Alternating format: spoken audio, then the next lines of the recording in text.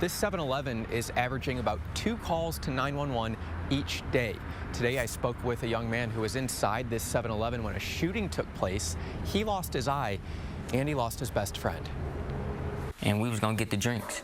18-year-old Gayle Jones never imagined a visit to a 7-Eleven in downtown Dallas last month would lead to him and his best friend being shot in an apparent case of mistaken identity. We didn't know him, and he didn't know us. Jones and 17-year-old Omarian Frazier were inside the 7-Eleven on Ross Avenue after just wrapping up work at a nonprofit when Dallas police say 24-year-old Donald Moore walked in and began shooting. First place he shot me was my eye. I didn't see him at all or nothing, but when I fell on the ground, he stood over me. He shot me in my knee, he shot me under here. Jones survived, but Frazier did not. He shot him in the head, and he got hit right here, and the rest was body shots. According to an arrest affidavit, Moore was assaulted by 2 people outside the 7-Eleven 2 days before the shooting.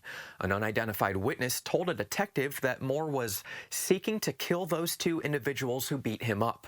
A detective watched surveillance footage of the assault and says the 2 attackers look similar to Frazier and Jones, but are not them. Like, I just kept on messing with my eye. Jones lost his left eye. The bullet went out his left ear. Did you know in those moments that your eye was gone, or did you think just something happened to it and it was still there? I didn't even think my eye was gone, because when I went to the hospital, I was asking my mom, I was like, Mom, I got my eye right? And she told me, she was like, no. His life will never be the same. And I was gonna go to the Navy, but I can't now. That was my dream, go to the Navy.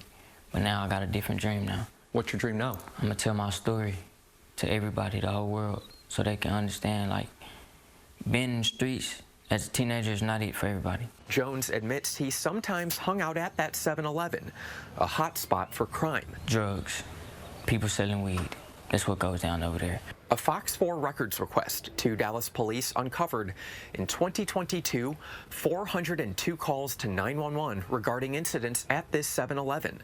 This year, as of April 17th, there had already been 223 calls to 911. Why?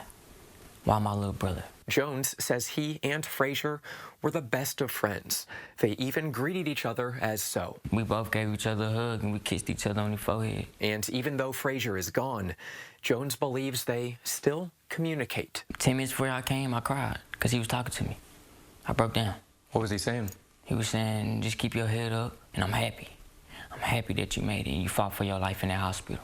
Do you feel fortunate that you're sitting here today? It's a blessing, by the blessing of God. We are still waiting for 7-Eleven to respond to a list of questions about security that I emailed them. In the meantime, I reached out to Dallas City Councilman Paul Ridley's office. This is his district, so we wanted to see if he had any sort of comment on all the crime that's happening at this 7-Eleven. I reached out last week and we did not hear back, and then reached out again today, and a spokesperson for him said he will politely decline an interview.